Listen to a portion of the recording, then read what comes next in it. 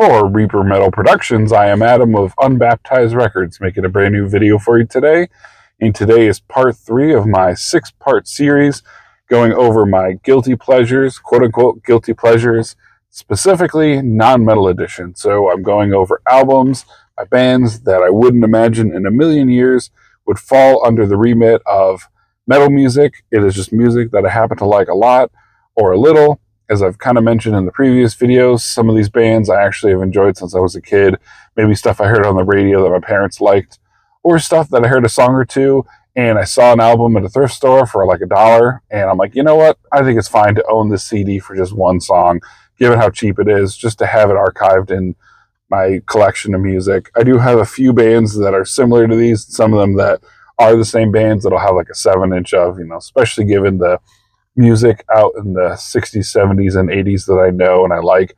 That was kind of the heyday of the single, the 7-inch, the jukebox music. So I do have some of those as well. But these I would consider my quote-unquote guilty pleasures, especially given this is a very metal-heavy channel. Obviously, this is mostly just talking about metal, occasionally throwing in some hints towards horror movies or other things adjacent.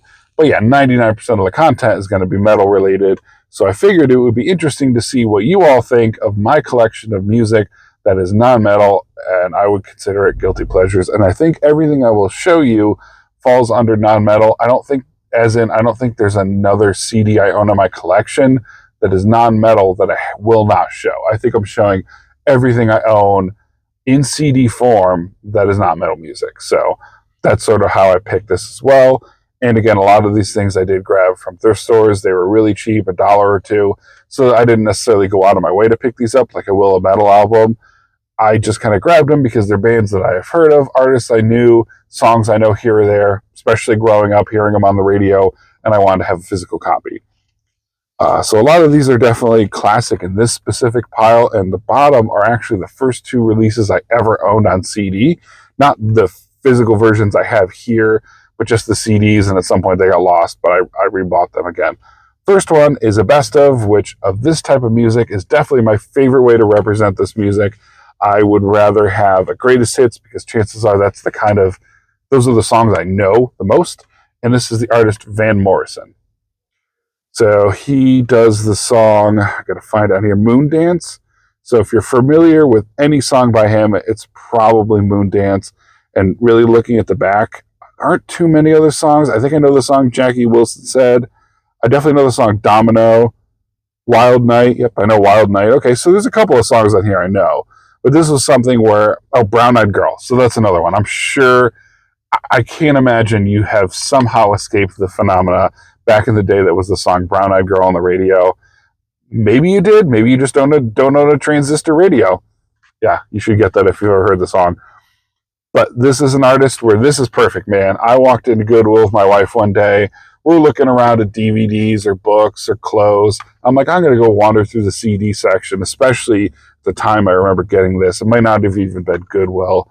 There's another store around here called Savers. Basically the same thing. It's a thrift store. They had a really robust CD collection. A lot of times grandma, grandpa pass away, or your uncle or dad or aunt have a big CD or music collection, CD tapes, records, and they die, or they move and they hand them to you and you go, I'm just dropping it off at the nearest thrift store. And that's what happens with a lot of this stuff. So that's where I found this, and they're usually $1 or $2, which is awesome.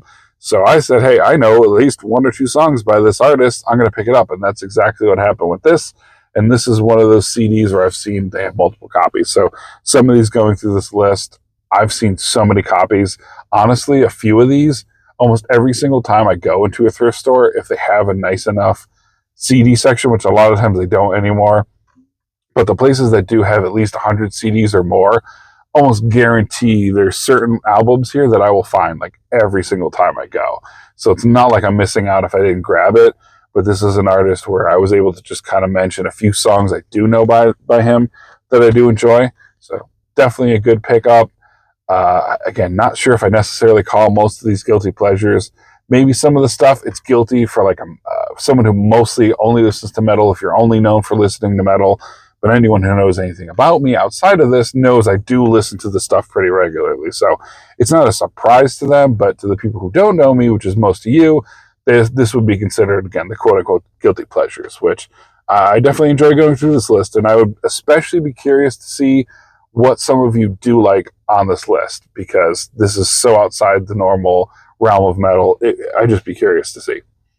Next, we have another band that maybe you're not familiar with a lot of it because maybe you're younger and you just never did a deep dive into music that was just popular back in the day that isn't metal. But this is the band Earth, Wind & Fire, the group. I guess you would consider this not necessarily disco, but disco, funk, whatever you want to call it, from the 70s, I suppose. But songs like September, I can't imagine you haven't heard that song, especially if you're a part of the younger generation, the meme culture generation.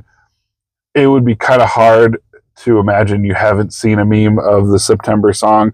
But songs like Boogie Wonderland, Shining Star, I bet you if you played a couple of lines from some of these songs, you would probably recognize it. Even if you didn't know who the artist was and you didn't know the name of the song, it's kind of hard not to come across some of this stuff too. And especially myself, my parents weren't into metal. I mean, the most extreme thing they had in their music collection, which I ended up inheriting, the only thing that is technically metal, I mean, it is metal undeniably, but I'm kind of surprised they did have this in their collection, was Heaven and Hell on vinyl.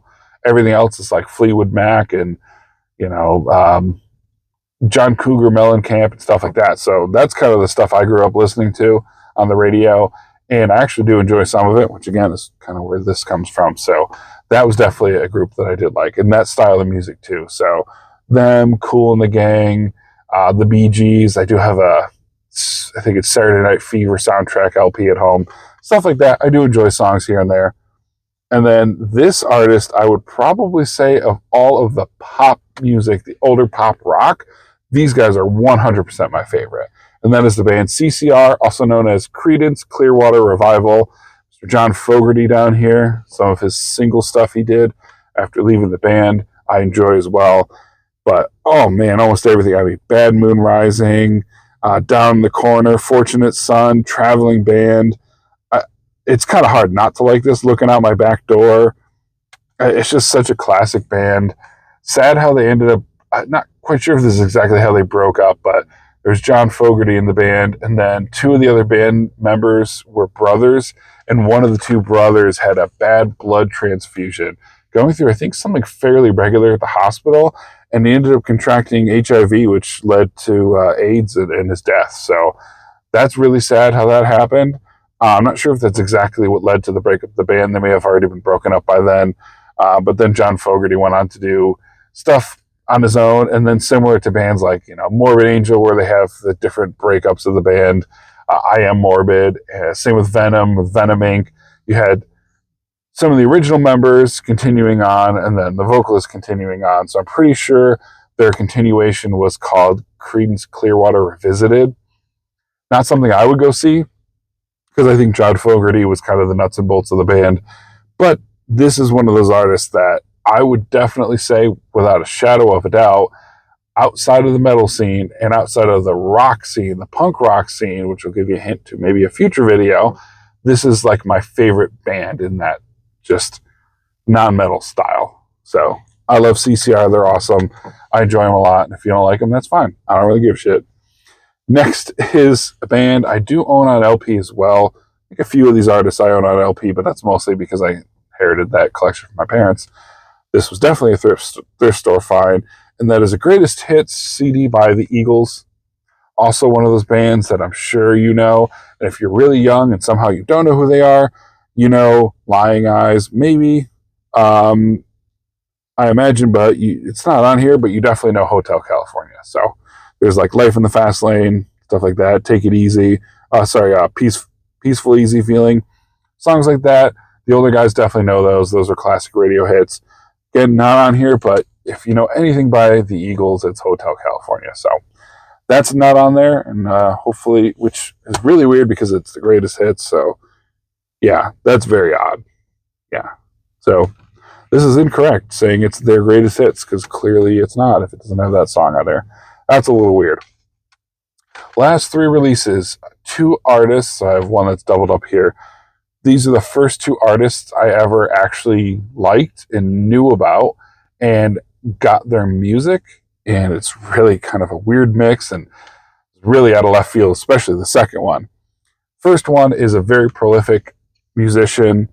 He's been around for a long time and he's still around doing music. And the fact that my favorite song on this is a vocalist of a band I do not like. And if you're fans of this channel, you might be familiar with who he is because he was mentioned once. I mean, this is like old Hellcast days, so maybe I'm the only one who still remembers. But this is the album Supernatural by Santana. So Carlos Santana, very prolific guitar player. He's been around a long time. He's done a lot of work since the 70s.